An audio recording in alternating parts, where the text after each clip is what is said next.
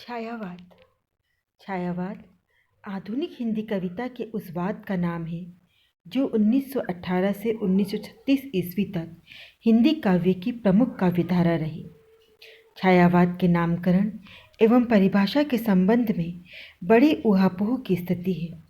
आचार्य रामचंद्र शुक्ल ने इसका संबंध अंग्रेजी के फैंटेस्मेटा से जोड़ा। नंदुलारे वाजपेयी ने इसका संबंध युगबोध से जोड़ते हुए इसे आध्यात्मिक छाया का भान कहा। मुकुटधर पांडेय ने इसे कविता न मानकर उसकी छाया माना। सुशील कुमार ने इसे कोरे कागज की भांति अस्पष्ट निर्मल ब्रह्म की विशद छाया, वाणी की नीरवता इत्यादि इत्यादि कहा।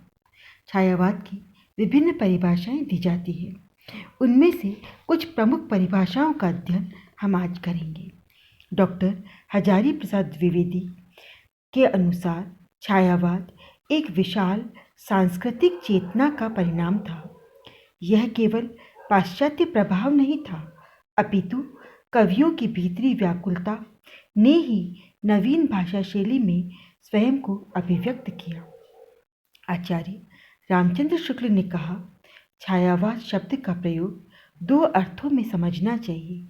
एक तो रहस्यवाद के अर्थ में, जहाँ उसका संबंध काव्य वस्तु से होता है, अर्थात जहाँ कवि उस अनंत और अज्ञात प्रियतम को आलंबन कर अत्यंत चित्रमयी भाषा में प्रेम की अनेक प्रकार से व्यंजना करता है।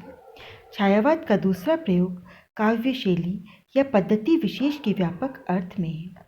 आचार्य नंद दुलारे वाजपेयी के अनुसार मानव अथवा प्रकृति के सूक्ष्म किंतु व्यक्त सौंदर्य में आध्यात्मिक छाया का भाव मेरे विचार में छायावाद की एक सर्वमान्य व्याख्या हो सकती है। डॉक्टर देवराज कहते हैं, छायावाद गीति काव्य है, प्रकृति काव्य है और प्रेम काव्य है। आधुनिक हिंदी साहित्य में यह एक महान आंदोलन के रूप में आया।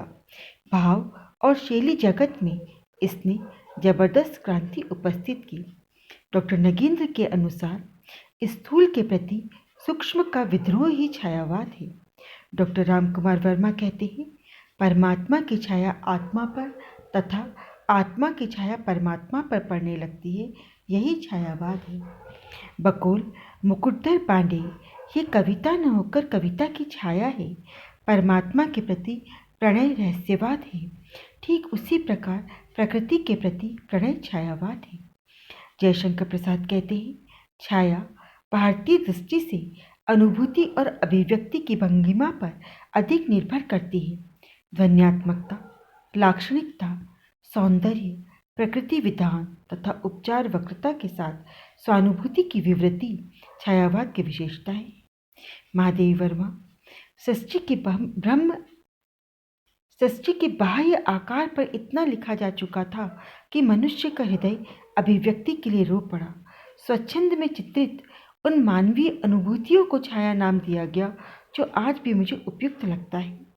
डॉक्टर गुलाब राय का मत है, प्रकृति को गोचरता की सीमा में बांधकर उसमें आत्मीयता स्थापन करने अथवा किसी वस्तु को उपयोगिता मात्र के दृष्टिकोण से न देखकर उसको भावुकता की कसौटी पर कसने की प्रवृत्ति को ही छायावाद कहते हैं।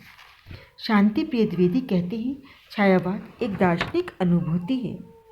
श्री राम शुक्ल एवं शांति प्रिय द्विवेदी के अनुसार इन्होंने छायावाद और रहस्यवाद को सर्वथा अभिन्न तो नहीं माना, किंतु दोनों ने चचेरे भाइयों का संबंध अवश्य स्थापित कर दिया।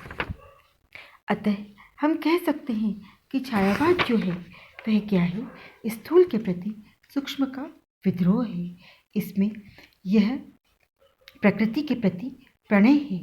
इसलिए छायावाद की कोई एक परिभाषा नहीं दी जा सकती। विभिन्न विद्वानों के मतानुसार छायावाद को हम इस प्रकार परिभाषित कर सकते हैं। धन्यवाद।